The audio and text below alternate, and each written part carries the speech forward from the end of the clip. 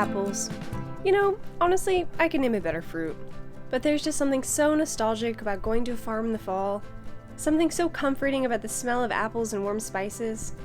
Like fall is wrapping you in a warm blanket, making winter seem more inviting. I never really went apple picking much as a kid. We did more of the pumpkin patch and hayride deal. But since moving to the city, it's been a tradition I look forward to every year. Probably because I miss being in nature. Makes me dream of one day when I can have a garden of my own. Growing a little bit of everything. And hey, maybe a few kinds of apples too. But for now, I guess living through gardening videos and my large collection of houseplants will have to do. Anyway, now that I have my apples, let's get started on the recipe. The deep dish apple pie I'm making today is from the Smitten Kitchen Cookbook. So, in a large bowl, add your flour, salt, and sugar, and then whisk it together. Next, cut the cold butter into small cubes and sprinkle over the flour mixture. For the next step, you can use a pastry blender or simply your fingertips. You'll see me use both here simply because my pastry blender is absolute garbage. If you're gonna buy one, just make sure the wires don't bend like this because you want them to cut through the butter, not bend around them. If you're gonna use your hands, just pinch the butter like this. Just be sure that you keep your hands moving through the mixture because you don't want to melt the butter too much. And if you find that the mixture is getting too warm, just place it in the freezer for 5 minutes to set up. Next, I'm just giving the bowl a shake to bring the largest chunks to the top. You know the mixture is good when the largest pieces are the size of small peas. Now I'm just drizzling the ice water over the flour butter mixture and stirring it till it starts to come together. Turn the dough out onto some plastic wrap and lightly shape it into a flat circle so that it's easy to roll out later. Now just cover it up and refrigerate for a minimum of 2 hours. So while the dough is chilling, I'm just going to prepare the filling. Start by peeling all your apples, then core and slice them into 8 even wedges.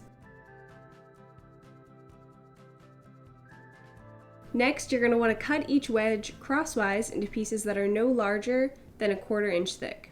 Now, everything was going fine until I got a giant blister on my finger from the knife, so I switched to a mandolin, which was faster, but it also sliced the tip of my finger off. So now, 2 band-aids down, I proceeded with caution, or at least tried to. Now that the most tedious part is over, I took a small bowl and I whisked together the sugar, flour, salt, cinnamon, and nutmeg. Honestly, the easiest way is just to mix like this. Then I just sprinkled it over the apple and lemon mixture and tossed it gently to coat. Now it was time to preheat my oven to 375 degrees and lightly oil a 9-inch springform pan. Here I'm just flouring my work surface to roll out my dough, and you're going to want to roll it out into a 16-inch circle.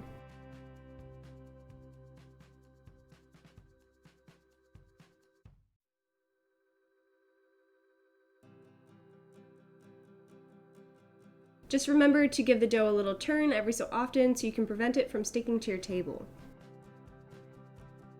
Stop making me nervous. Am I making you nervous? Sorry. A little bit, because it's cracking. Now I'm just going to wrap my dough over a rolling pin and carefully transfer it into my pan. Oh, balls. Be sure to press all the edges right up on the side of the pan and leave a 1-inch overhang. If your dough gets any tears or holes, don't worry. Just take some of that excess dough off the side and patch it right up. Okay, no one saw that. We're good. It'll just look rustic, don't worry. It's like, Grandma's apple pie. So now all you have left to do is fill the pan with your delicious apple mixture and press it down lightly just to make sure that there are no big air pockets in there with no apple mixture. Oh my gosh, this thing weighs like a good 8 pounds. Your eyes just shine when you're talking about food. Next, you're gonna scare yourself by dropping some dough on your foot and bake on a baking sheet for 30 minutes. Now, while my pie is in the oven, I'm gonna prepare the streusel topping. So, in a medium-sized bowl, add your sugar, flour, salt, baking powder, and cinnamon. Give it a mix and then pour in the melted butter. Now I'm just stirring it until large clumps form. A nice, delicious streusel topping, and it was so simple. Once 30 minutes is up, go ahead and take your pie out for just long enough to add the streusel topping, give it a little press down, and lower the oven temperature to 325 degrees. Now you're gonna have to bake this for another hour, so while you're waiting, why not go ahead and hit that subscribe button and click the bell so you can get notified whenever I post a new video.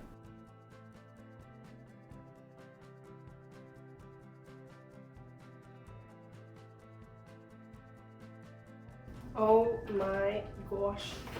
Babe, I can't wait to eat this. Now, the minute this pie came out of the oven, I just wanted to take a fork straight into the middle, but I also wanted a really clean slice for the video. So if you want that, you gotta let it cool to lukewarm or even in the fridge overnight. Man, I should have just dug in the middle. Oh, the things I do for aesthetics.